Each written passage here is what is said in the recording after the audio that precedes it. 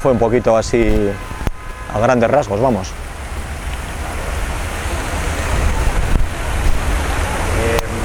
Bueno, entonces, a ver, cuéntame, recuérdame un poco esto. ¿Se te ocurre montar el disco? Sí, en la web que teníamos, que le pusimos el nombre del disco, imbécil.com. Sí, pero vamos a ver, volvemos. Año 96-97. Sí, 97 poníamos las maquetas. No hay problema, ponéis maquetas. Eso es, poníamos maquetas, que pusimos alguna nuestra y pusimos también por ejemplo, de un grupo santanderino que nos envió, pues porque queríamos montar una zona, pues es una web de música libre, o sea, de la que la gente pudiese acceder a ella, pudiese escucharla y se pudiese descargar.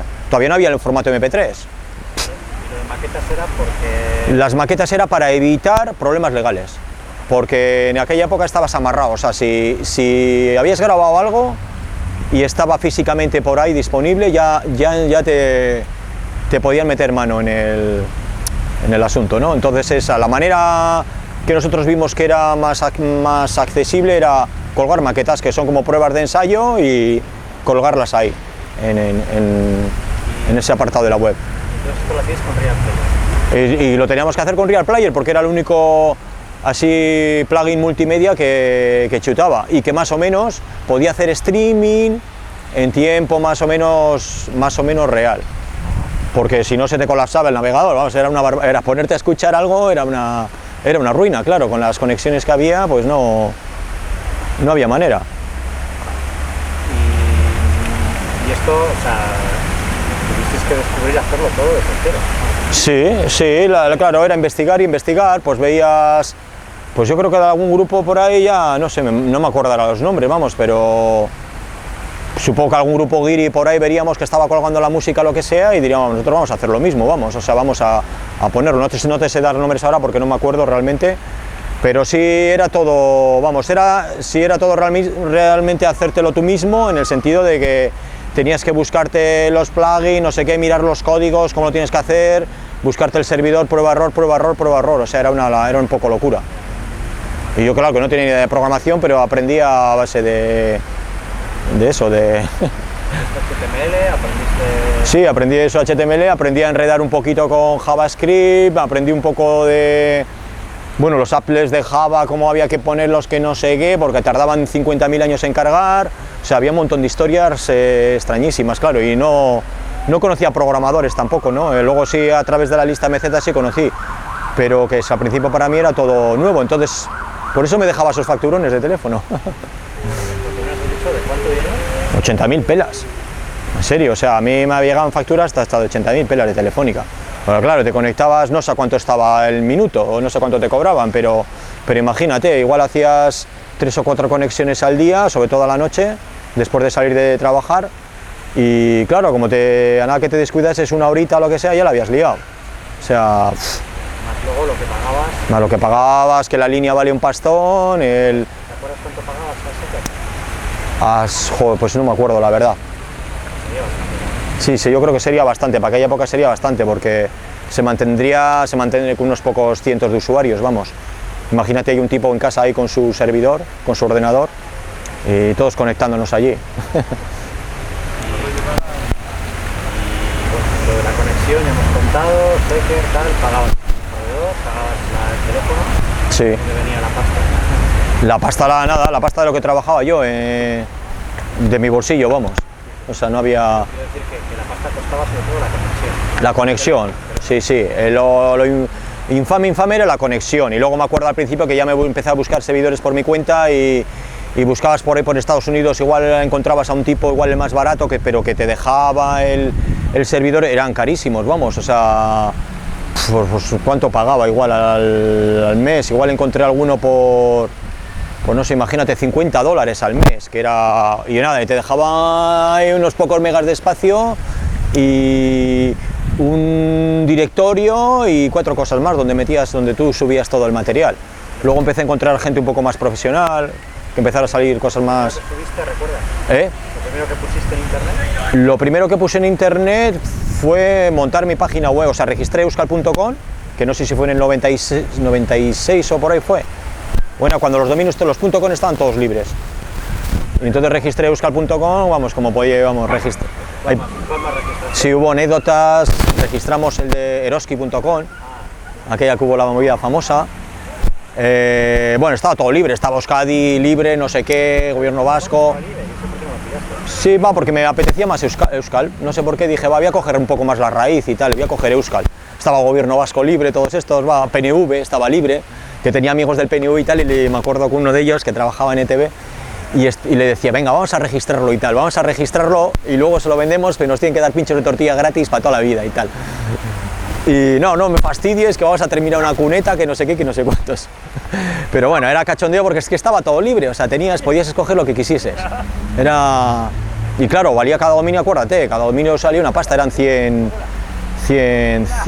euros, 100 dólares, salía una pasta, vamos.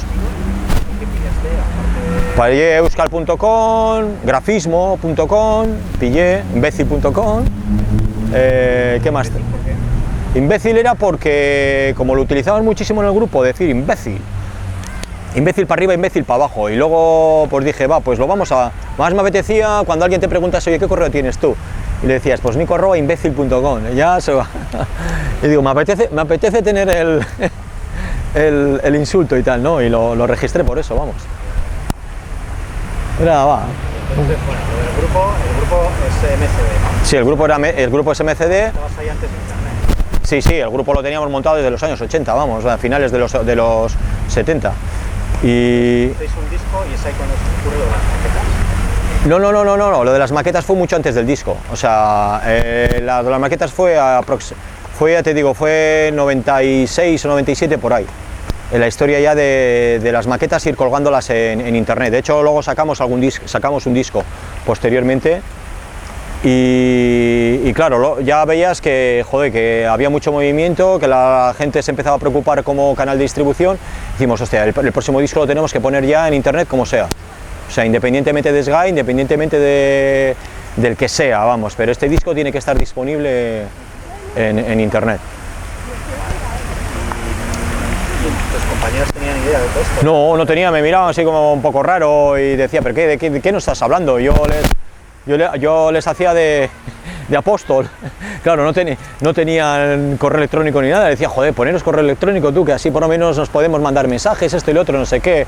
A mí déjame en paz, yo no quiero saber nada de ordenadores. O sea, en el grupo nadie quería saber nada del este. ¿Cuándo empezaron a darse cuenta de que aquello era un poco? Pues ya a partir del 2000 o así se empezaron a dar cuenta que ya era una ola imparable esto, ¿no? O sea, que era otra herramienta más que teníamos para comunicarnos y que había que usarla.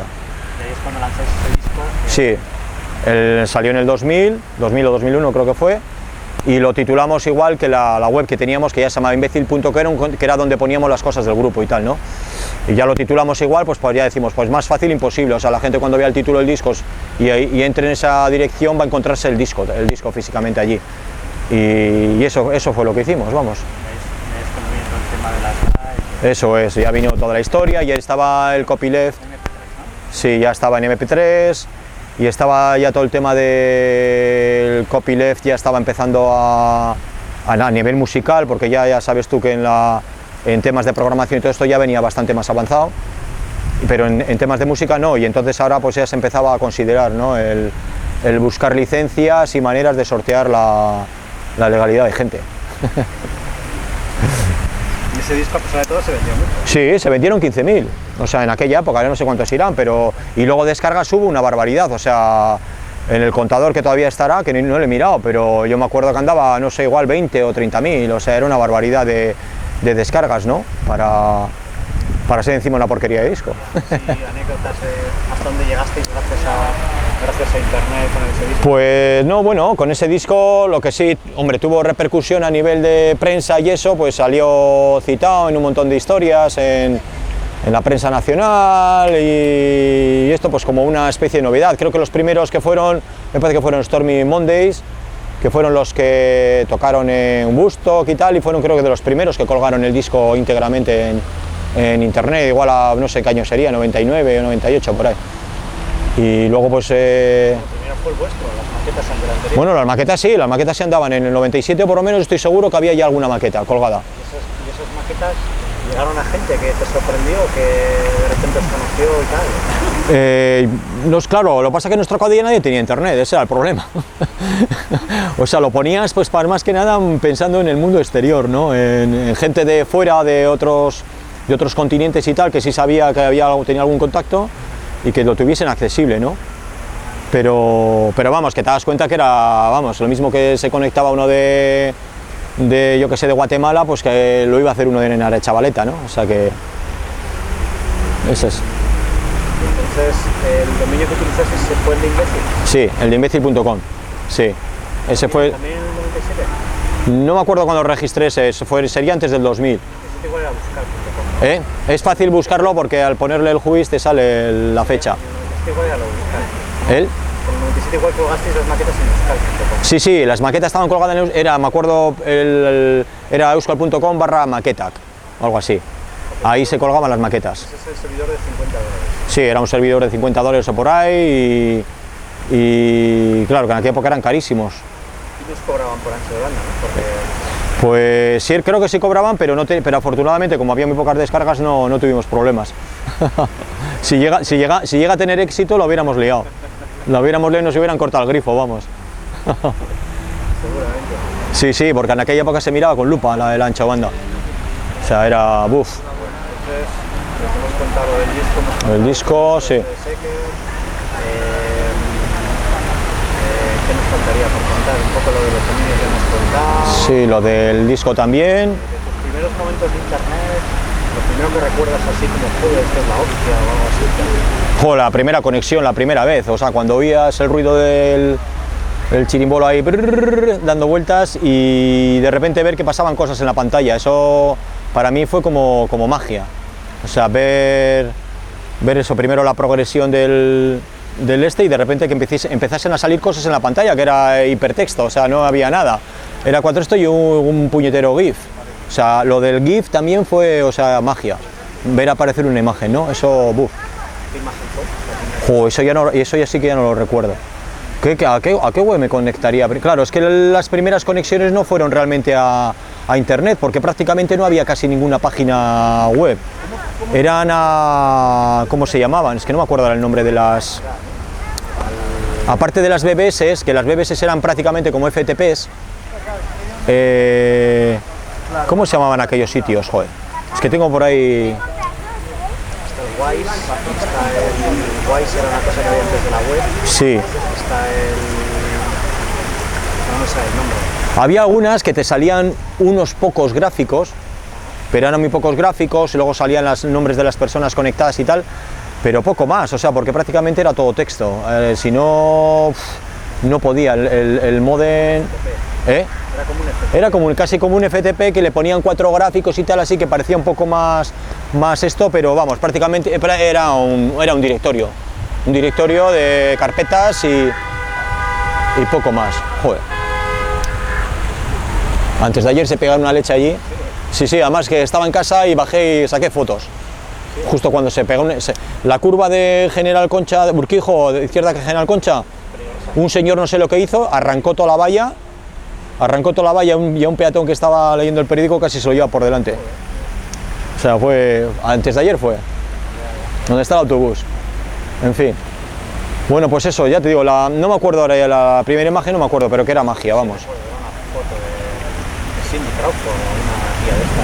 Sabría, yo qué sé. Sí que lo recuerdo. Y luego las peleas con las primeras versiones para reducir los gráficos a saco, bueno, era imposible, o sea, tenías que ponerle gráficos de 6 o 7K y para de contar, porque si no era imposible cargarlos. ¿Todo lo aprendías tú solo? Sí, claro, y por eso te quiero decir que por eso me dejaba investigaba en páginas y había gente que empezaba a poner algún pequeño tutorial, lo que sacabas de revistas y con todo eso ibas aprendiendo.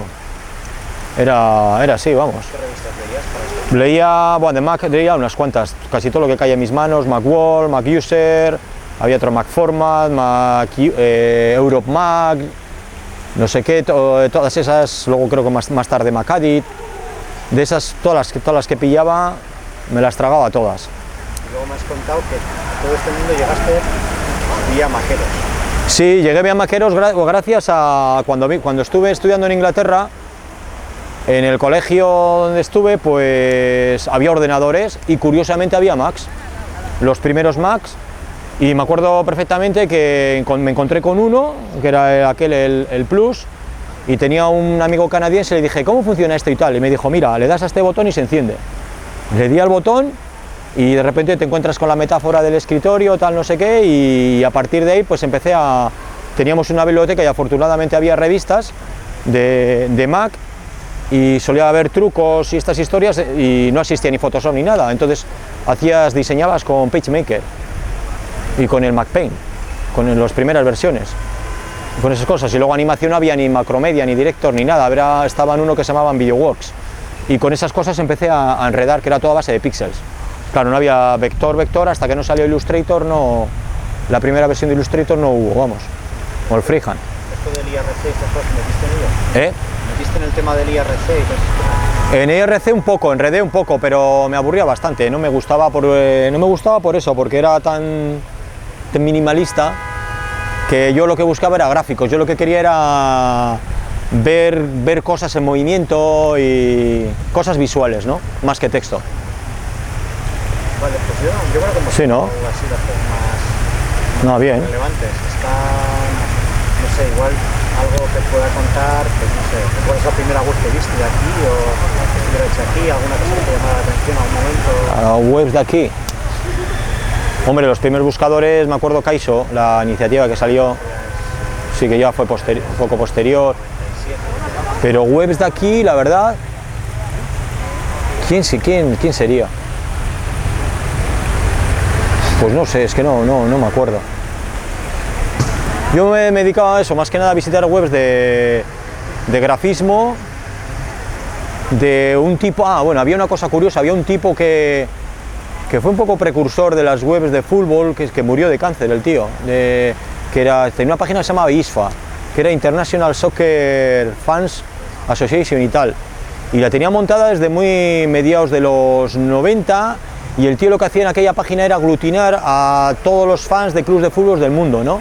Era un tío creo que era peruano, pero vivía en Estados Unidos, en Miami, y no sé cómo encontré la página, igual con temas del Atleti, porque también monté una parte de una web del Atleti, ¿no?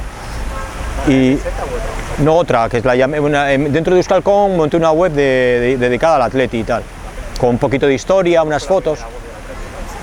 No, la primera web del Atleti fue la de Fernando, pero el Atleti no tenía entonces. El Atleti no tenía, estábamos 3 o 4, estaba la de Fernando, un tío que creo que era de Huesca, estaba la mía y alguna más, estábamos 4 o 5 webs del Atleti. Y no sé cómo, pues buscando el tema de fútbol, encontré esa web, que yo creo que fue precursora de todas estas historias de fútbol, y además que el tío hacía una especie también de competiciones virtuales y no sé qué historias y tal.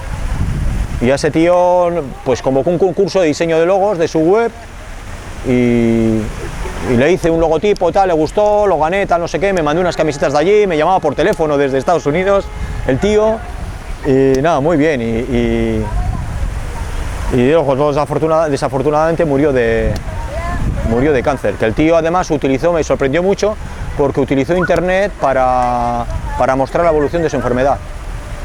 Fue una primera relación virtual que tuviste. Sí, fue una de las primeras relaciones virtuales, sí, efectivamente, con gente de otro continente y con el que tuve contacto y tal, y sí, fue a través de internet, sí. Luego,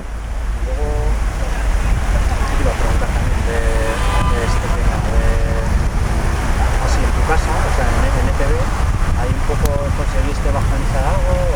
A ETV les jamé el tarro para que montasen la segunda página web, se la monté yo. Bueno, primero montamos una página web que se llama Galeuska, y luego la de ETV, la primera versión y esto, se la monté yo con los programadores de Cantabria, con Pablo y Guillermo, y pues era porque les estaba diciendo el día, pero ¿cómo estáis aquí en una televisión y no tenéis otro medio más de comunicación? O sea, tenéis que montar, les daba la tabarra, ¿no? Durante los finales de los 90, pues les da la tabarra para que montasen un medio del claro, al principio fue todo súper rudimentario, vamos. poner el logo de TV, un poco las secciones, quiénes somos y poco más. Sí, era una página estática, vamos, no, prácticamente no se podía alimentar. ¿Y qué echas de menos de aquella época? Pues echar de menos, hombre, sí echo de menos el efecto sorpresa. El efecto sorpresa de que cada cambio, o sea, los cambios se sucedían rápido, pero eran unos saltos muy grandes, ¿no? O sea, de la interactividad que había, era muy, no sé, flipabas muchísimo con las cosas que se empezaban a poder hacer. O sea, lo de pensar que lo del vídeo, bueno, sabías que tarde o temprano iba a llegar, pero joder, ya en el momento cuando pasaste de los GIFs animados, pasaste a ver ya cosas en movimientos, a ver vídeos ya, eso fue vamos, un salto muy grande. Vale, bueno, yo creo que... Sí, ¿no? Ya luego ya cortas, pegas, ya tendrás...